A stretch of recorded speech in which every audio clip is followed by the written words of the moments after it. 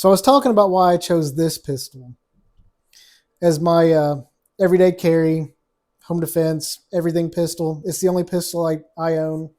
These are Diana's. Let's talk to Aaron. I've got Aaron here, and let's see what he thinks and why he chose the pistols he did. Aaron, take it away. Well, my everyday carry home defense pistol is the SIG Sawyer P320. Here. I use the compact version with the SIG Romeo 1 Pro red dot. Where'd you get that red dot? Yeah. You. Because I This don't like was them. I prefer red dot. And both my pistols have red dots on them just because I prefer them. If you don't, that's your preference, but I like them. So I got mine from Chris when he got rid of his because he didn't like it. Something about being too old or something. I don't know. Yeah, I went full FUD on that one. Yep. So this is what I went with.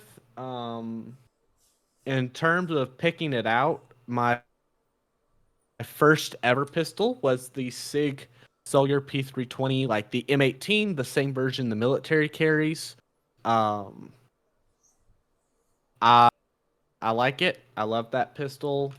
So I sold the original SIG Sawyer P320. I owned the M18 version to Chris, and when I sold it to him, I got the Springfield XDE.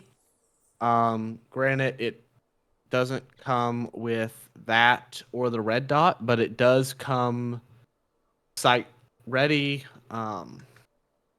Which I'll get into everything and how it played in. I'm just kind of laying out what I've used, what I've shot. Um, so I shot this and I carried this for a while. This was my primary carry gun. But eventually it was just too big, too clunky. So I switched back to the P320 compact, and it is not the military version with the manual safety. It is just a straight striker fired Is version. that one the same size as the M18? No, it is. It Slightly is shorter. one. Yeah, it's like one size smaller ish. Yeah, I think it's got like a half-inch less on the barrel, and the bottom of the grip is a good amount shorter. Like the M18 sticks out here. Okay.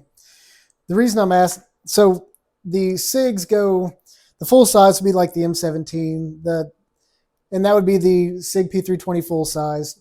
The civilian designator for the M18 would be the X carry, the 320, or no, it would be it was the 320 X carry. You have the 320 compact, which is the size above mine, which is the SIG P320X compact. Does yours come standard with 17 round or 15 round magazines? 15 round is the standard, and its 15 round is also the smallest that will fit into it. Okay. My Now show your grip profile versus mine. You have a larger grip profile on yours, and that's the difference. Yes, it's a So, little bit fatter yeah. And too. does the fatter grip fit your hand better than when you tried Yes. mine? Yes. Yep. So that is a pretty big determining factor in choosing a pistol. Is it safe to say grip size had a big determining factor in that? And it is also part of the reason I switched off of the Springfield. Is this grip is just it's ginormous. Yeah. Um, I can shoot this comfortably. You know, in my case, this is a good grip. I like it. It is just huge when it comes to carrying. Mm-hmm. For a gun, you're gonna have on you every day, anywhere. The grip, the whole gun. I mean, we stack them on top of each other. The lighting's not great, but Yeah. It's a pretty for an it's a much larger pistol, and for a larger 9 millimeter with a longer barrel, you are going to get more velocity. You got a better sight picture because there's more distance between the front sight post and the rear sight's aperture. and But it came ultimately, with it's harder 20 to carry. round max. 20 round Yeah. magazines. Wow. And capacity is Yeah. another determining Honestly, factor on selecting a pistol too. I think you might be able to squeeze 22 into these. So, mother of chaos, these, you get a lot of ammo, but it's also huge. And that may be, but ours also takes the 15 round magazines all the way up to the 21 round magazine. It just sticks out the bottom a little bit. So, and that's the thing with auto loaders versus a revolver. You have a varying capacity. You can choose to carry how many you want based on your magazine size. You can even get 10 round magazines for these if you have to comply with your state and local laws, which is another reason you might select one pistol over the other. For example, this Security 380 that my girlfriend has came with a 15 round and a 10 round magazine, both. And it's the Easy Rack is what it's called for her hands, as we'll explain later on in the video.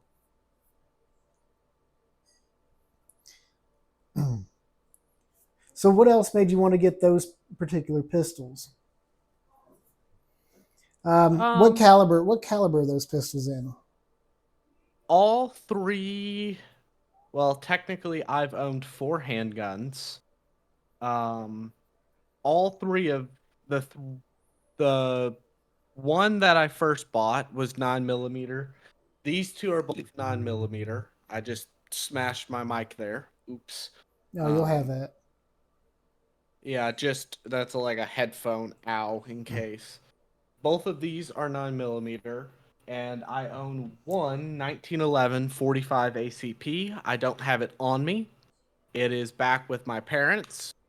Because I like to keep the number of guns in my apartment to a minimum, just because guns are expensive and I don't want them getting stolen. So if I don't use it, it's not here. If I don't think I would use it in a fight for my life, it's not here. Good to know. For the time being. And that's just because I live in a. It's not like downtown Atlanta or New York, but it is a more densely populated area. And that would be Um, where are you Lexington, currently? Kentucky. Lexington, Yeah. Kentucky. And So I'm in Louisville, Kentucky. For those that didn't know. So So, and that is also where my parents live. They live outside of Louisville, Kentucky. So they have a more secure safe. They live away from people more distance. So that is a decision I made is my hunting rifle, my shotguns, my any firearm I would not use in a fight for my life stays there. Um, Obviously not everyone has that option. But some big things that made me pick this. I think the first big reason I picked this gun in particular was it was smaller. Um, I knew from carrying the Springfield for the time I did, I wanted something that was a step down from this, something that wasn't so bulky and huge. And because of that, it's also lighter. This gun feels significantly lighter than this by probably a pound. Like less material makes sense. that. Yeah, that sounds like an over exaggeration, but if this SIG is lighter than that Springfield by anything less than a pound, I will be thoroughly shocked. Um, so magazine size honestly didn't play too much of a role in my decision. I know it does for some people, but in my case, it didn't. And that's partially because I choose to open carry. So I kind of go with the go big or go home decision. So I will note to any keyboard warriors in the comments, I open carry because Kentucky state law requires me to, as I'm currently under the age of 21 and thus can possess a handgun and can own one so long as it's purchased through private sale, but I cannot concealed carry a deadly weapon. And that goes So, back to the state and local laws for being certain reasons to have certain handguns as well. so I have bought this firearm privately through a private sale. That is how I obtained it. So that's how I got it. And because of the state laws, I have to open carry. So when I was making my decision on what gun I had available to even buy, because, I couldn't just go into a gun store and pick, I did kind of settle on something I was already familiar with, the SIG P320 platform. Um, and then I didn't really worry about stuff like mag size because I wear a pretty comprehensive belt whenever I'm out with bonus mags and first aid.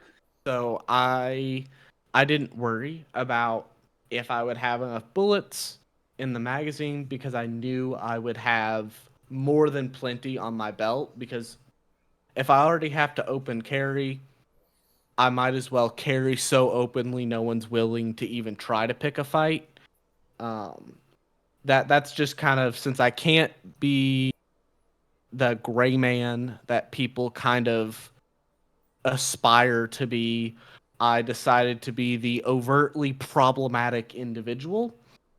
Um, so that's kind of my determining factor is I didn't care about mag size because I knew I'd be carrying 1 to 2 more magazines, and I knew those would be, well, at least I surely would hope 3 magazines worth of bullets is enough.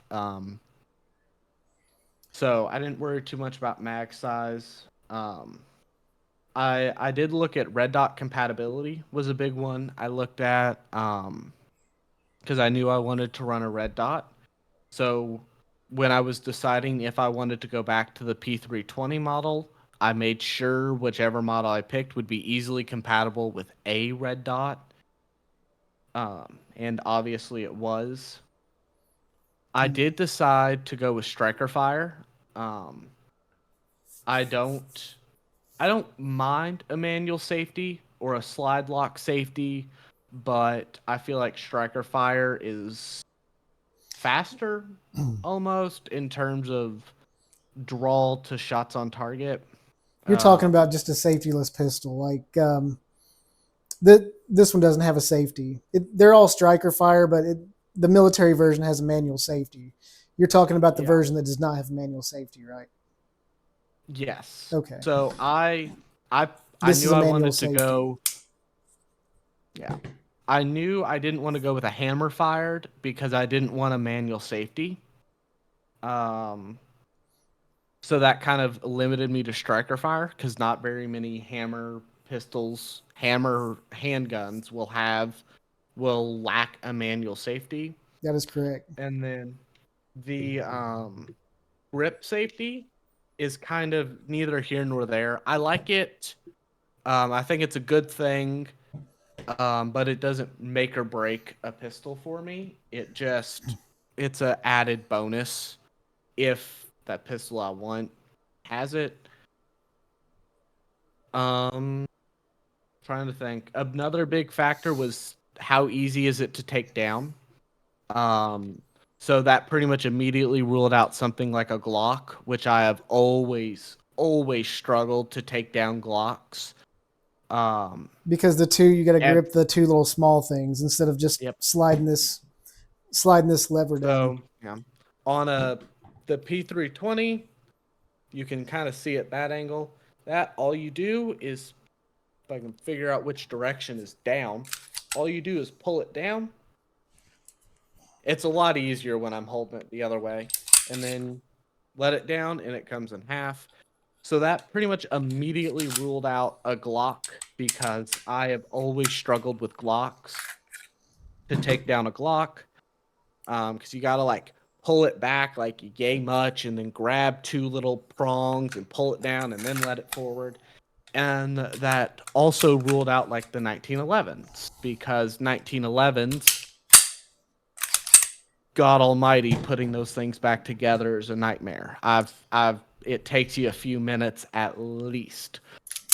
So that did pretty much narrow me down to any pistol that has this little hammer. So all you have to do is lock it back and flip a lever, and then your top comes off.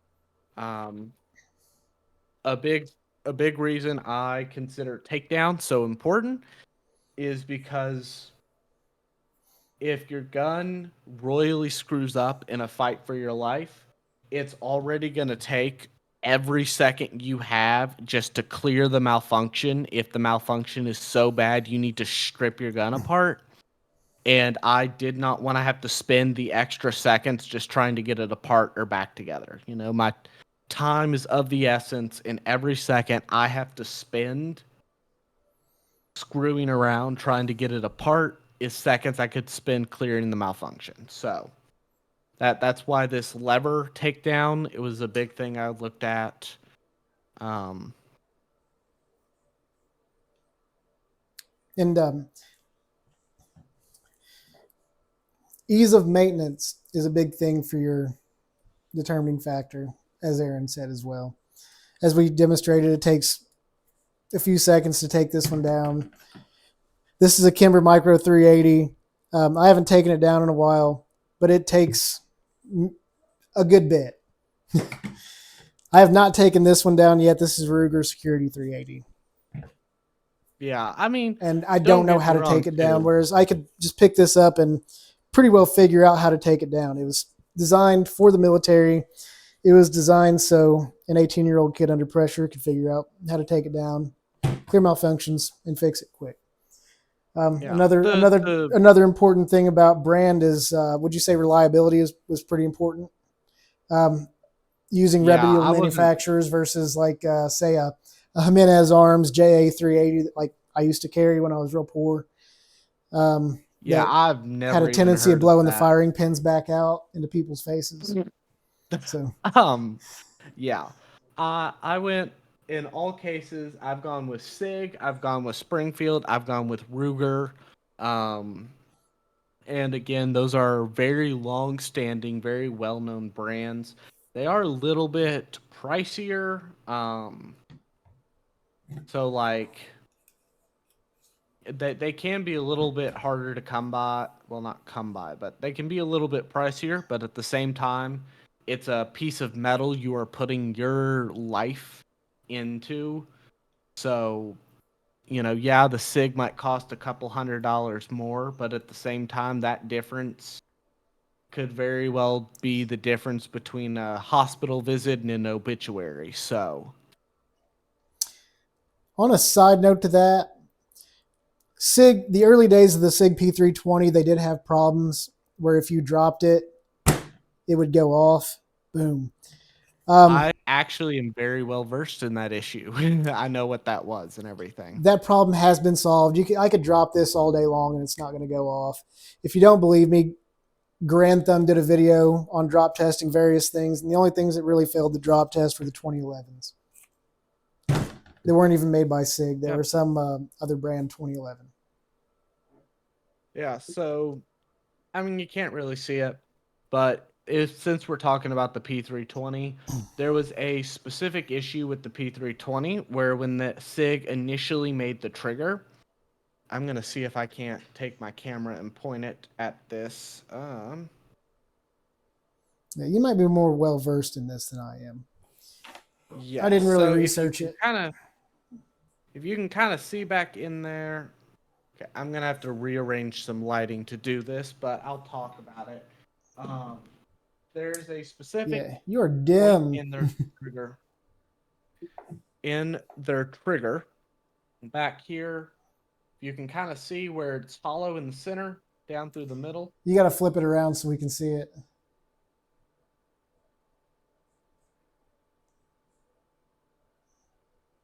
Hey, buddy, I can't see inside your trigger housing group on there. No, There it's you go. not in here. Oh, it's not? No, that's not where it was. It's down here. So right through here, there used to Okay. be a single strip of plastic composite running down that back point right there. Okay. And that little strip that ran through the middle, it was about a 16th of an inch wide.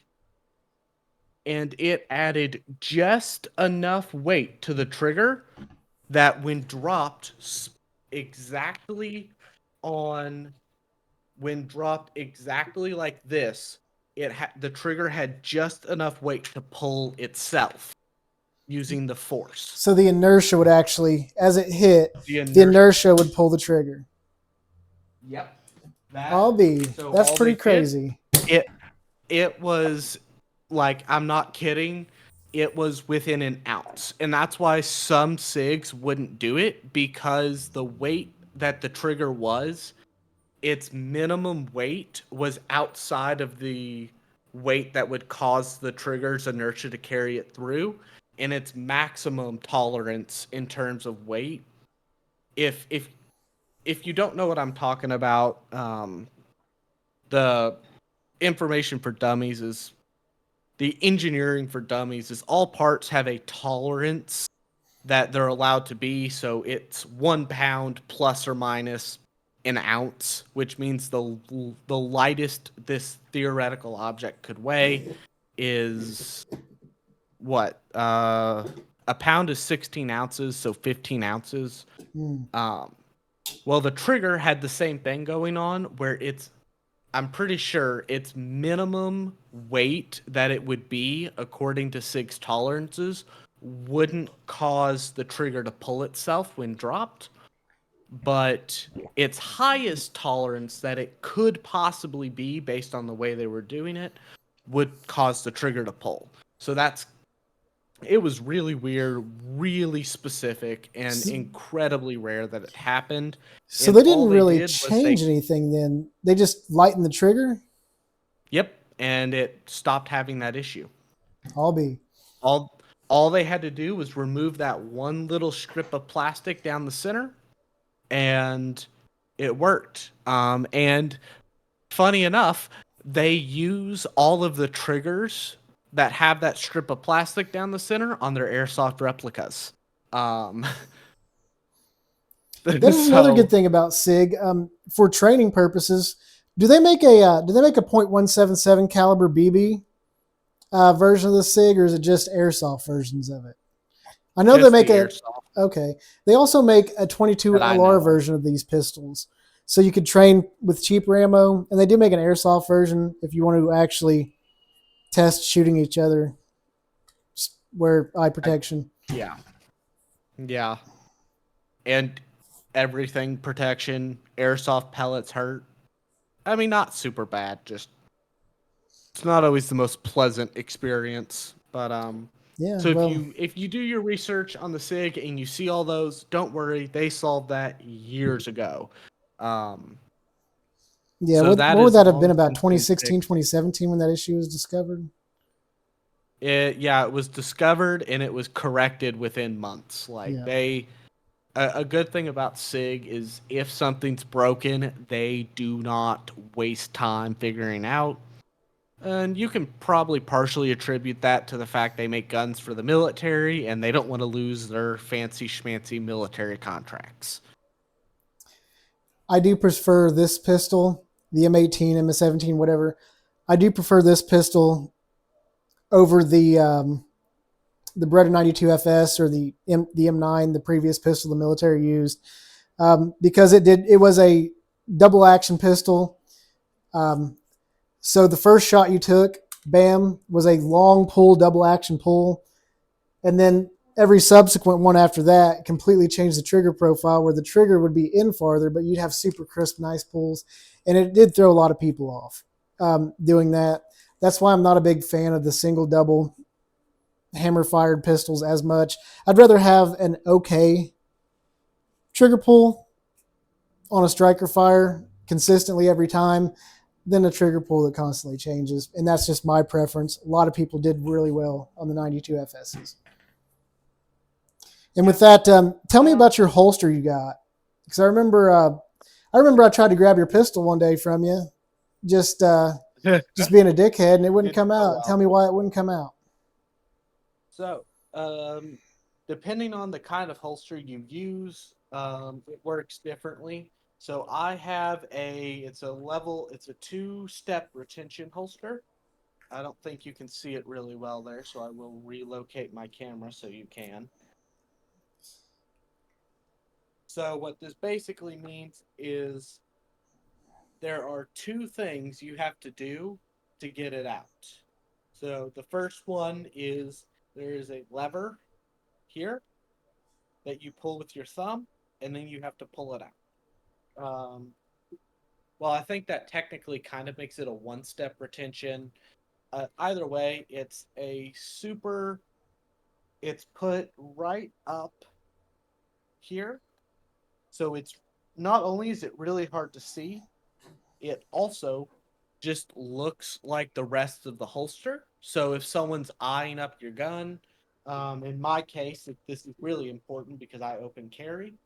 So if someone's sitting here eyeing up my pistol, they're not likely to see that this is a lever. So Yep. if they just run up and grab it, You it's can't get it not at going all. anywhere. You're not getting this out. And that is because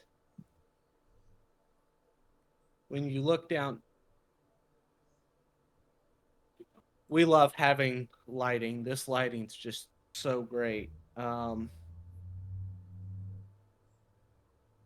Yeah, it's a little dirty down in there, but grab my light over here for y'all. Um, as you can see, there is that in it's down in there, and it runs the entire length of your gun.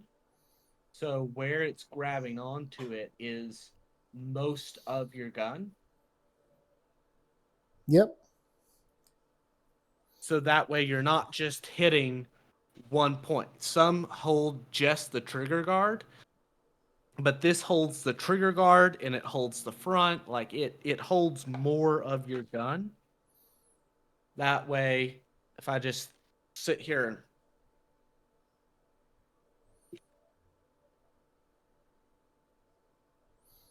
yeah, it's not coming out. Now Like I'm go ahead and put your pistol back on screen with the holster, and show us what you got going on with that shield over the optic. Does that keep dust out of the optic? yes, it's a dust cover. So it just pops up and then pops back down.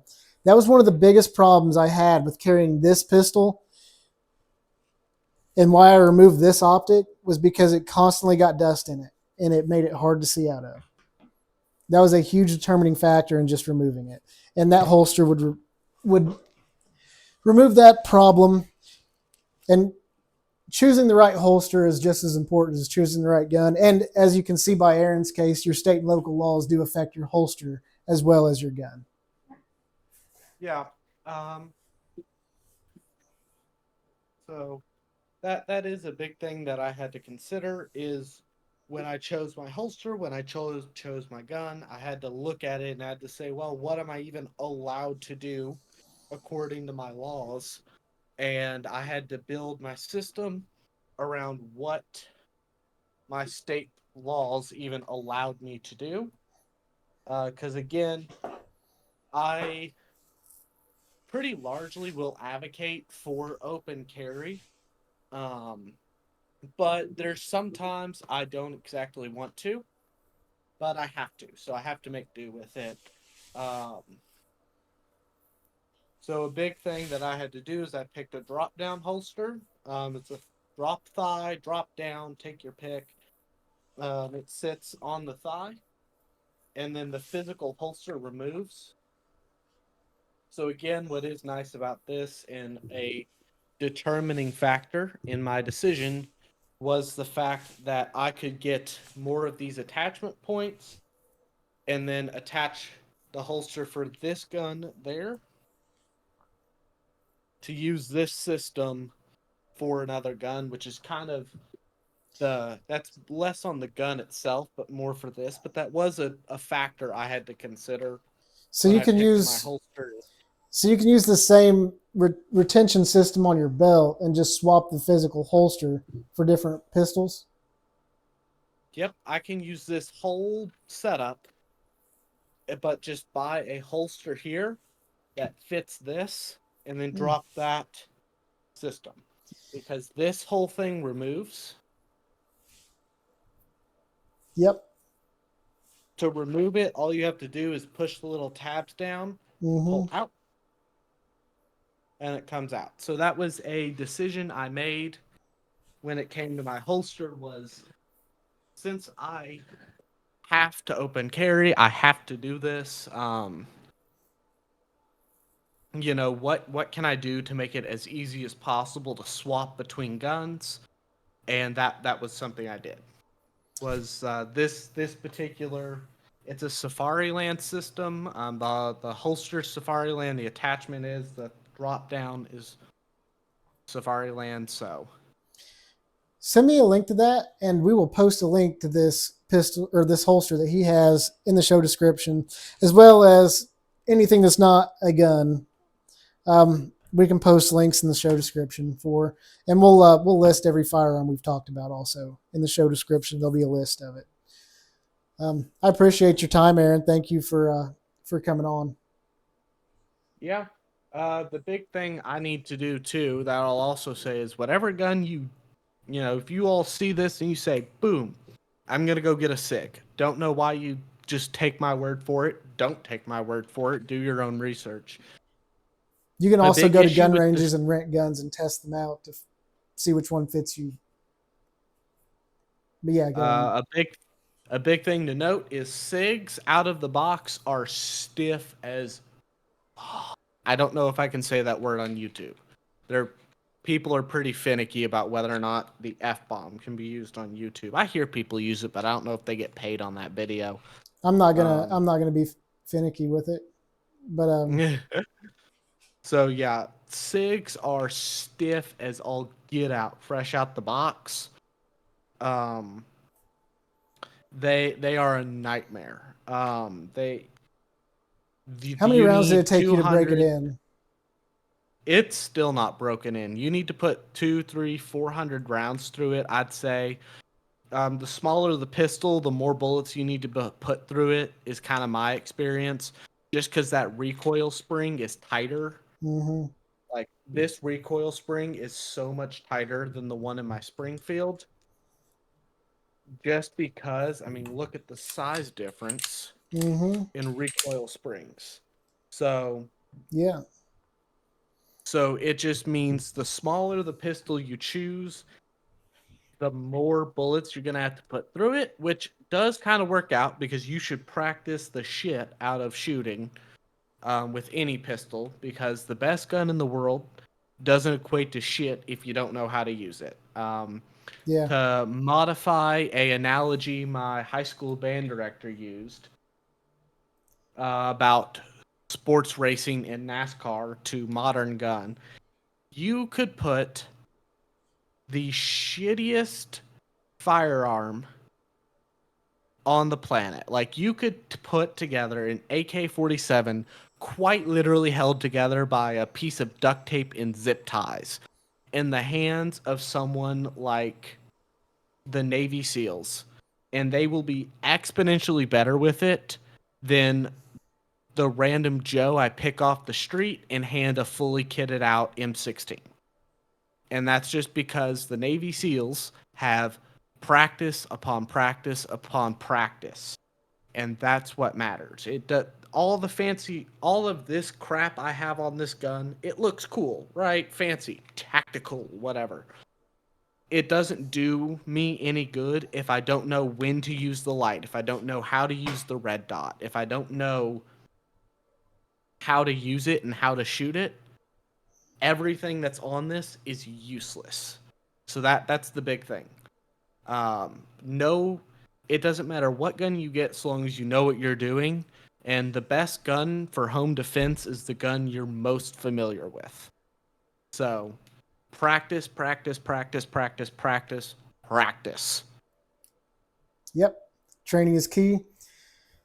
This is a $1,200 gun. If you don't practice with it, Useless. this $300 gun will make you a loot drop.